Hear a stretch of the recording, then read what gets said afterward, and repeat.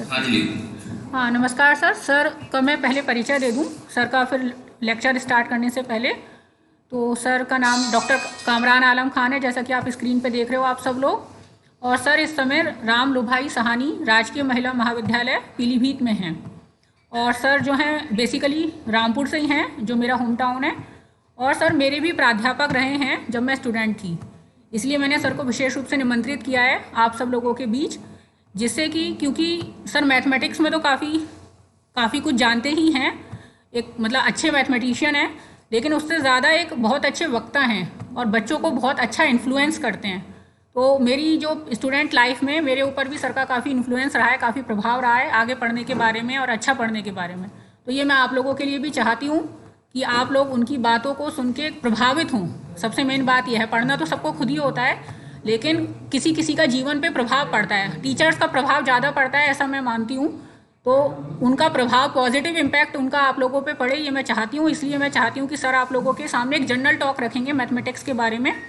और इसके पहले सर राजकीय महाविद्यालय रामपुर, बरेली और सोनभद्र, दुद्धि, इलाहाबाद, इन सब राजकीय महाविद्यालयों में कार्यरत रह चुके हैं, अपनी सेवाएं दे चुके हैं। और सर की जो पीएचडी है वो बरेली विश्वविद्यालय से है। और इसके अलावा कई अंतर्राष्ट्रीय ऑनलाइन डिग्रियां भी सर ने ले रखी हैं, और जिनके बारे में बहुत ज़्यादा मुझे पता भी नहीं है। लेकिन ये पता है कि सर कुछ ना कुछ करते रहते हैं मैथ्स में, काफ़ी रिसर्च पेपर्स सर के पब्लिश्ड हैं। तो इस समय कोई बहुत विशेष और बहुत ज़्यादा साइंटिफिक या मैथमेटिक कोई टॉक नहीं देने वाले हैं सर। एक जनरल टॉक जिससे गणित के प्रति आप में थोड़ा रुचि पैदा हो। ये जो मेरा मेन एम्फेसिस है आज की टॉक का, सर को बुलाने का, वो ये है। तो मैं सर को निमंत्रित करती हूँ, कामरान सर को, कि वो अपना लेक्चर स्टार्ट करें। Thank you Anjali. मेरी आवाज आ रही है? जी सर, आपकी आवाज़ आ रही है।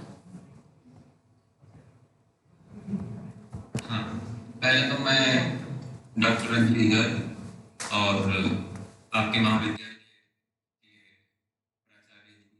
के प्राचार्य प्राध्यापकों का सर धन्यवाद आपका व्यक्त करना चाहूँगा। वीडियो थोड़ा आप लोगों ब्लर्ड ने आ रहा मौका है। दिया।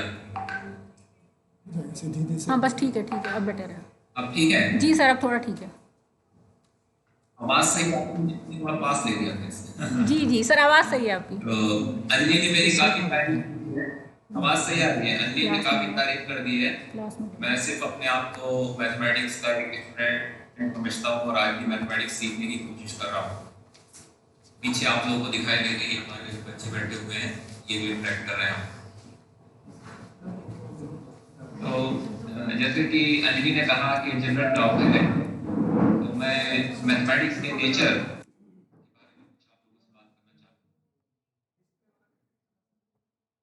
बच्चे मैथमेटिक्स पढ़ते हैं तो मैथमेटिक्स को सिर्फ कैलकुलेशन या कंप्यूटेशन के तौर पर देखा जाता है। कि मैथमेटिक्स क्या है कि हम कुछ कैलकुलेट कर रहे हैं, कुछ मैनिपुलेट कर रहे हैं, कुछ फार्मूला है और कुछ क्वेश्चंस होते हैं जो हमें सॉल्व करने होते हैं। जब हम क्वेश्चन सॉल्व कर लेते हैं दैट्स इट, मैथमेटिक्स हो जाती है। उसके बाद हम तैयारी करते हैं, हम अपना एग्जाम दे देते हैं, हमारे नंबर आ जाते हैं, हम नेक्स्ट क्लास में चले जाते हैं, वहाँ पर फिर हमें कुछ दूसरे टॉपिक्स मिल जाते हैं मैथमेटिक्स। तो उतना इंटीग्रेशन बच्चा फील नहीं करता है कि जिस तरह से फिजिक्स में या केमिस्ट्री में या जूलॉजी में या बॉटनी में एक तरह से बच्चा सब्जेक्ट के बारे में भावना रखता है। जैसे हम किसी जूलॉजी के बच्चे से पूछेंगे आप बताइए जूलॉजी में हम क्या स्टडी करते हैं, तो वो बोल देगा कि स्टडी ऑफ एनिमल्स। बॉटनी की बात आएगी तो वो बोल देगा कि स्टडी ऑफ प्लैनेट्स, या केमिस्ट्री है तो स्टडी ऑफ मॉलिक्यूल्स, या फिजिक्स है तो आपके जो फिजिकल सिस्टम्स हैं या जो फिजिकल ऑब्जेक्ट्स हैं उनकी स्टडी। लेकिन यही सवाल जब हम मैथमेटिक्स के बच्चे से करते हैं कि what it is all about mathematics के बारे में, तो वो थोड़ा सा कंफ्यूज हो जाता है। वो ज़्यादातर जो ब्रांचेस हैं उनका नाम लेने लगता है, कहेगा कि ये ट्रिग्नोमेट्री है या ये कैलकुलस है या ये अलजेब्रा है। उसके लिए बहुत हद तक हम टीचर ही जिम्मेदार हैं कि हम वो भावना मैथमेटिक्स की जो है वो उस तक नहीं पहुंचा पाते हैं। हम लोग भी चौक लेकर उठाते हैं और क्वेश्चंस और प्रॉब्लम सॉल्विंग और इन सब चीज़ों के ऊपर जोड़ते हैं। जबकि अगर मैं ये कहूँ कि मैथमेटिक्स जो है वो पूरे ब्रह्मांड की भाषा है,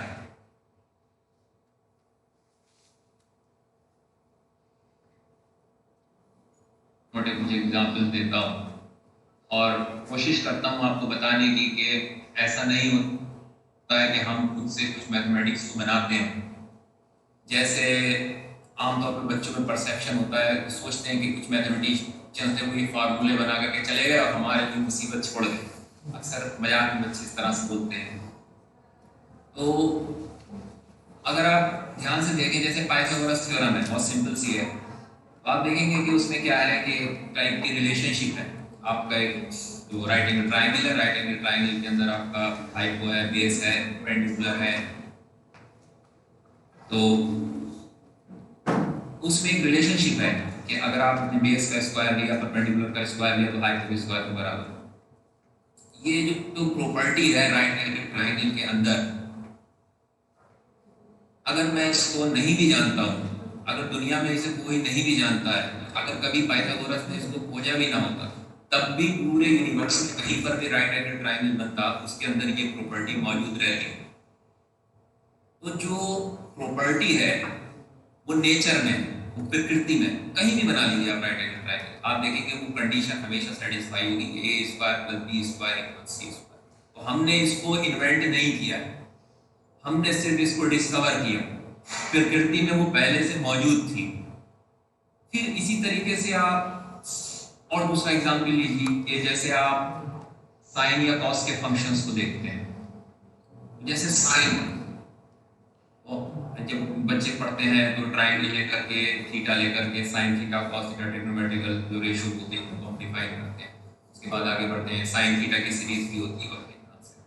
साइन का फंक्शन अगर आप देखो, आप देखेंगे यूनिवर्स में कहीं पर भी पीरियोडिक मोशन कहीं हो रही है या पीरियोडिसिटी, जैसे कि आपका पेंडुलम सिंपल हार्मोनिक मोशन कर रहा है, या आप देखेंगे स्प्रिंग है, स्प्रिंग के ऊपर मास है, आप देखेंगे वहां पर सिंपल हार्मोनिक मोशन हो रही है। या आप अल्टरनेटिंग करंट की सिचुएशन देखेंगे जब पोलैरिटी चेंज हो रही है, कहीं पर भी पीरियोडिक मोशन हो रही है, आप देखेंगे हमेशा उसको एक्सप्रेस करने के लिए हमें साइन के फंक्शन की जरूरत रहती है। तो साइन हमने इन्वेंट नहीं किया, साइन नेचर के अंदर है, जहां कहीं सिंपल हार्मोनिक मोशन होती है हमें उसकी जरूरत पड़ेगी। तो ये एक एग्जाम्पल हो गया। फिर आप थोड़ा सा और आगे बढ़िए, आप जब बड़े क्लासेस में जाएंगे, फिजिक्स पढ़ेंगे और साइंसेस पढ़ेंगे, तो आप देखेंगे जैसे आप पार्टिकल फिजिक्स पढ़ेंगे, तो आप देखेंगे कि उसको समझने के लिए, उसको एक्सप्रेस करने के लिए, उसकी सिमेट्रीज को समझने के लिए हमें ग्रुप थ्योरी की जरूरत है, जिसको बहुत एब्स्ट्रैक्ट माना जाता है। तो अगर ग्रुप थ्योरी नहीं है तो आप वो जो स्टैंडर्ड मॉडल है या जो पार्टिकल फिजिक्स है, जिसकी जो पार्टिकल की सिमेट्रीज है, उनको आप एक्सप्रेस नहीं कर सकते। बहुत एब्स्ट्रैक्ट चीज है, लेकिन ये एक बहुत कॉन्क्रीट चीज के ऊपर अप्लाई हो रही है। इसी तरीके से आप देखिए कि एटॉमिक स्ट्रक्चर है वो हम पढ़ते हैं, और जब हम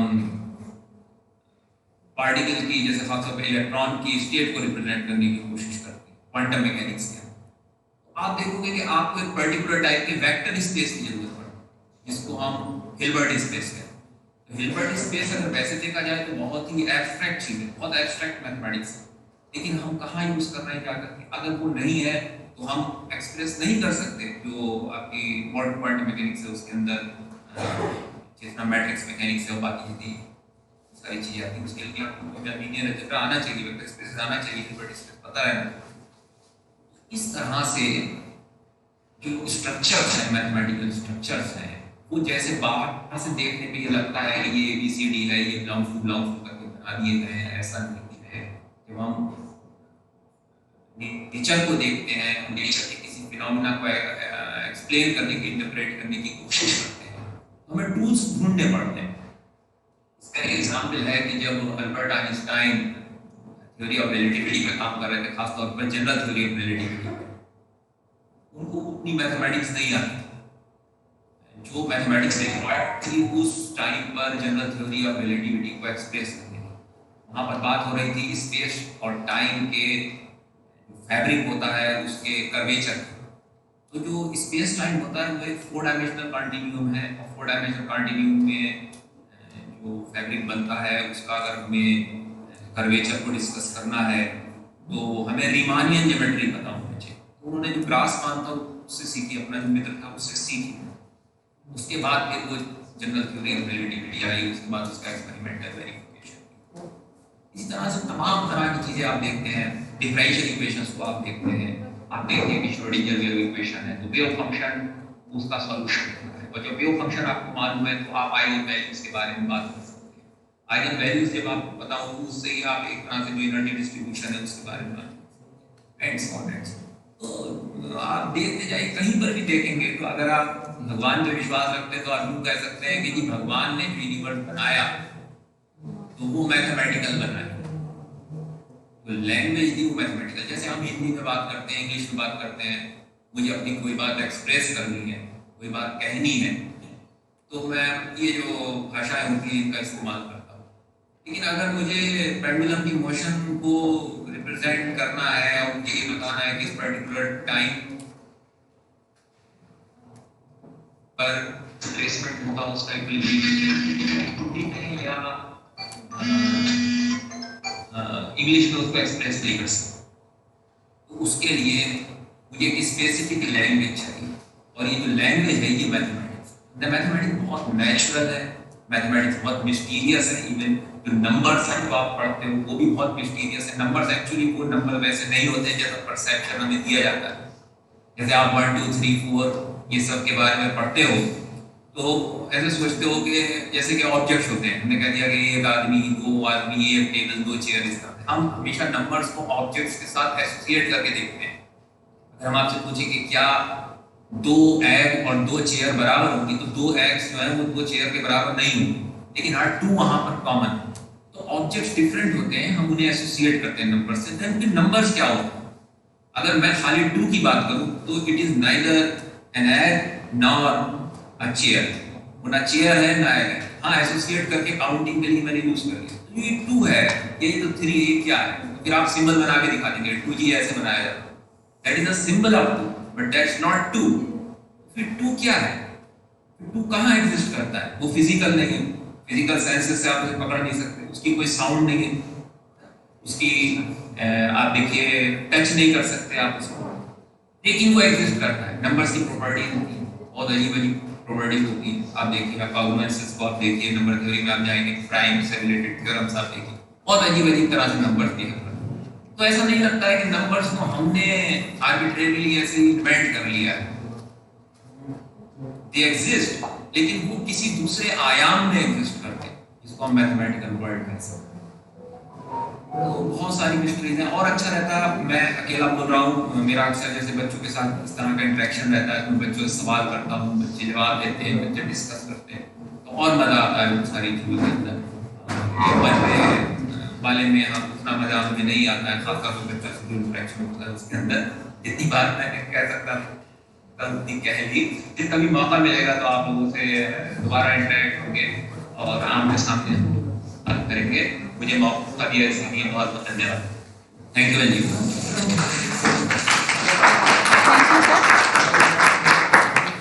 काफ़ी अच्छा आपने बताया। हाँ, काफ़ी मतलब 2 वे कम्युनिकेशन नहीं था आज हमारा, लेकिन हम कोशिश करेंगे कि नेक्स्ट टाइम हम बच्चों के साथ आपका 2 वे कम्युनिकेशन करा सकें किसी और गेस्ट लेक्चर में, जिसमें बच्चे आपसे अपनी क्वेरीज पूछ सकें और आप उनका जवाब दे सकें। वो उनके लिए भी ज़्यादा बेनिफिशियल रहेगा।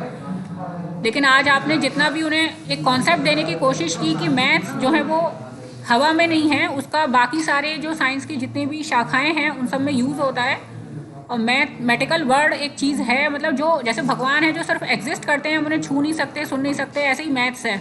सब कुछ ऑलरेडी एग्जिस्ट करता है, चाहे हम उसे महसूस करें, चाहे हम उसे समझें या ना समझें। ये जो फीलिंग है मैथ्स की, ये बच्चों को आपने बहुत अच्छे से कन्वे की। Thank you very much sir. I hope कि हम दोबारा आपको अपने कॉलेज में निमंत्रित करेंगे। Thank you sir. नमस्ते।